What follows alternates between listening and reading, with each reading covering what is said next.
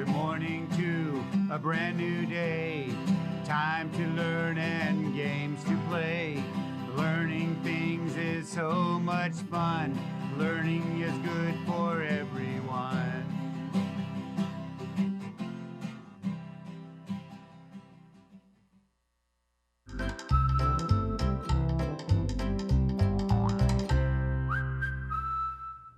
Hello, early learners. Welcome to the art room. It's me, Mrs. Read-Wright. I want to welcome you back to our week of Faith Ringgold. Now we remember that she is a painter, an artist that does fabric work. Well, let's sing about her, and maybe that way we can remember what she does. Faith Ringgold's a talented artist. She paints story quilts and writes books. She creates soft sculptures, makes masks and art prints. Join me as we take a good look. Let's sing our hello song, and then we'll go right on to the facts about Faith. It starts out, hello, nice to see you, everyone. Hello, nice to see you, everyone. Hello to you, hello to you, hello to you, hello to me. Hello, nice to see you, everyone.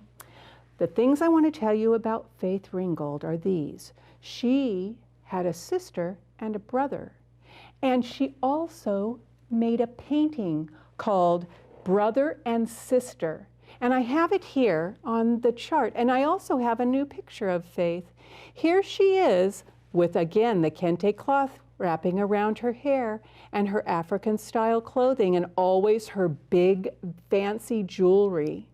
Let's skip over Cassie Lightfoot and her brother Beebe for a minute to look at this.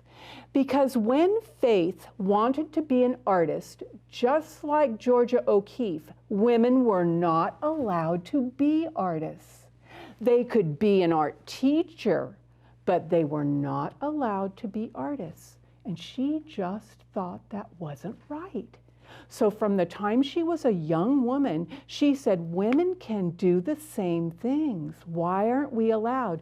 And she saw men coming out of her college, and she saw no women going in and out. So she and her friends decided to make a stand, and they said, women should be allowed to be artists, and we will be artists. So she started doing art. But when she went to art school, they told her, copy all the other artists.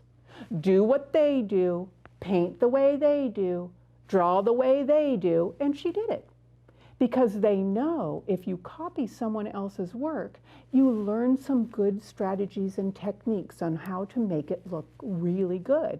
But then once you learn how to put things in order and how to stack things and how to use paints and how to use the pastels in a good way, then you can do it off on your own with your own spin. But then she was doing all the art they did. So all of her people were white people. And that's what she did with this art. She made a brother and a sister look like peach-colored people.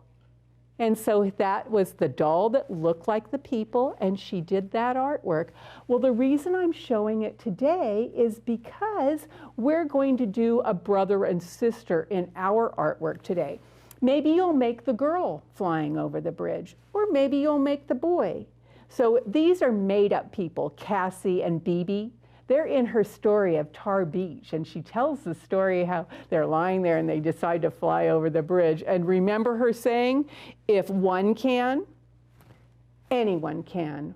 All you got to do is fly. And what that means is, if you see that someone is able to do something, just by practicing and trying it yourself, good things will happen, and you can do it too. And it says all you got to do is fly. It means all you have to do is give it a try. And that's what we've been doing with our art. You think, oh, I can't make that. Well, yes, you can. You just have to try. So let's take a look now at Cassie and Beebe. When we make their clothes, I'm going to make my Cassie, and I'm going to use some paper that I got out of magazines that I used back when we were doing Grant Wood and the snowman that was dressed in clothes. I saved all those magazines' papers because I thought, I'll need those one day. When Beebe, her brother, has on a striped shirt and little short overalls, and Cassie's dress has a big bow in the back. And I think I'm going to make mine look like that, but you can make yours look however you want. You just have to think of things and how the shape they are. So you see her dress is cut in half by the ribbon, but this is just a triangle on a little rectangle with 2 rectangle sleeves, but we have to glue the sleeves. Rather than laying them down by our sides like we do on many paintings, we're going to lift them up and put them next to our face flying over the bridge. Oh, they have a lot more lights on theirs. Maybe I need to put more lights on mine. I'll have to figure that out. All right, boys and girls, so let me get my little tabletop up here and we'll get started with the art. Put my pointer stick there. Get this tabletop up here. I'm going to need some glue sticks, scissors, and all this paper. Remember I told you bring some multicultural paper, because in my pack of paper was this lighter brown, this medium brown, and a darker brown. And I'm going to put my skin next to it and see which one I think is most like mine. I think I'm this medium brown. Now my skin is medium brown because my grandma and grandpa were Native Americans or Indians, and they lived near the Pitt River. They were Pitt River Indians, and so their skin, to protect them from the weather, was always a little browner. So I'm going to think about how big this is going to be flying over the bridge. Let me bring my bridge back. And I'll think, well, her head should be about the size of a quarter. So let me set this up here, get my scissors, and I think, oh, about the size of a quarter. Now remember how I taught you? When you're making a round face on a snowman or a person, you just get your square and you round it out. I'm going to make my head more like an egg shape because I'm not making Cassie like a snowman. Is that big enough? Probably too big, but I kind of like it bigger so we can see. I'm going to go through my magazine papers and look, see, oh, wouldn't this one be pretty for a good dress? It has some lilies on it. Let me look a little longer and see if that's what I like. And while I'm looking, I will look for what kind of bow I want to put on it. Oh, this girl has some, well, those look like the windows of a bridge. I'll leave that out because I might put those as a window on the bridge. Ooh, this might be a nice bow. Let me see what color was my dress. Oh, here. Okay, oh, I cut out these pieces of rice because I thought they might be good someday for something. Let me see.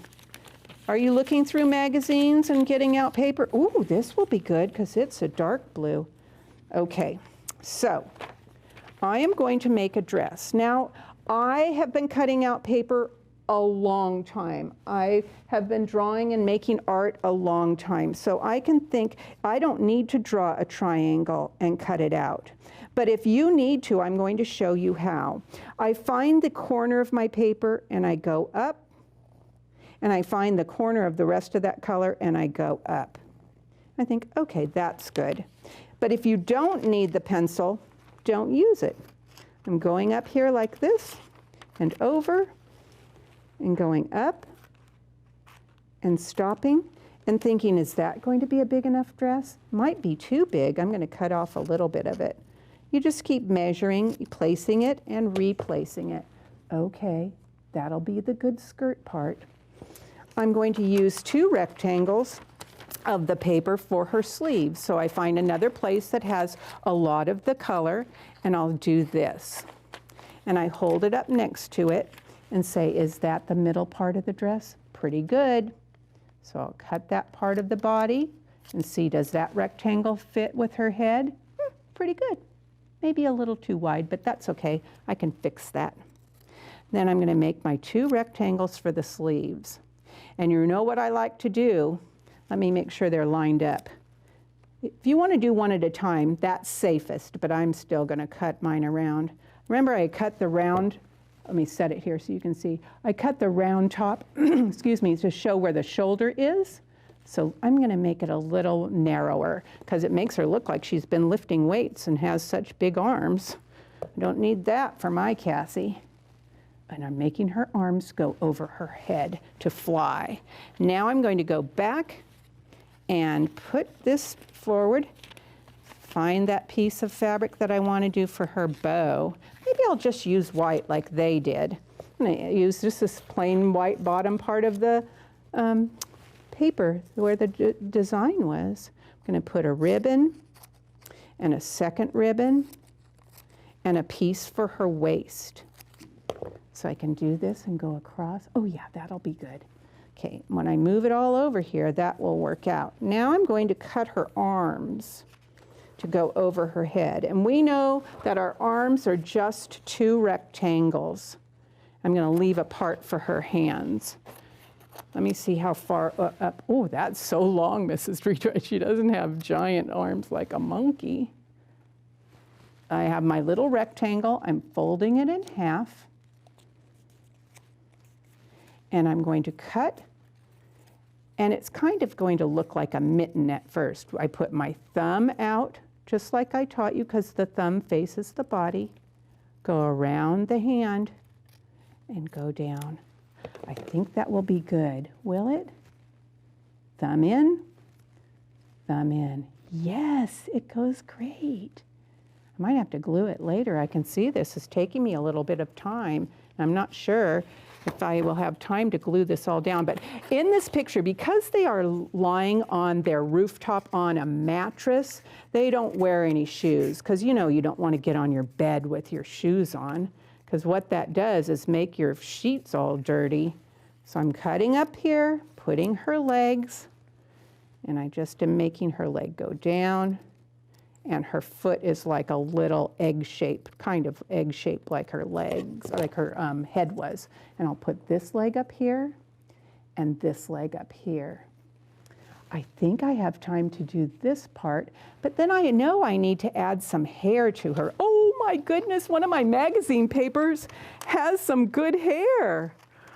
This is perfect. Cassie has 2 braids that kind of go out from her head, so I think I will make 2 braids on mine too.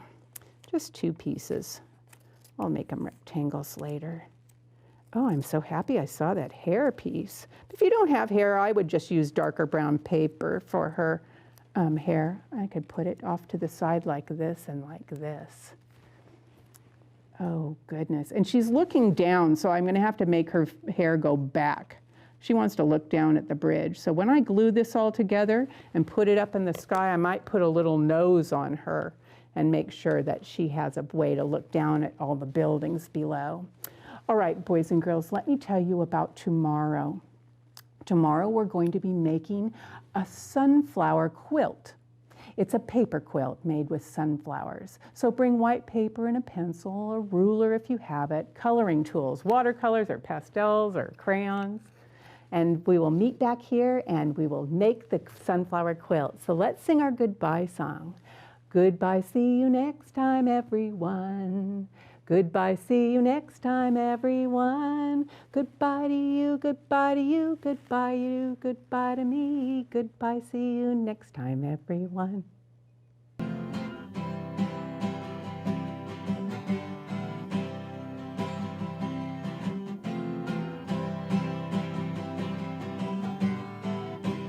Good morning to a brand new day.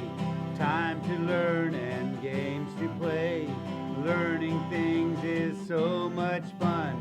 Learning is good for everyone.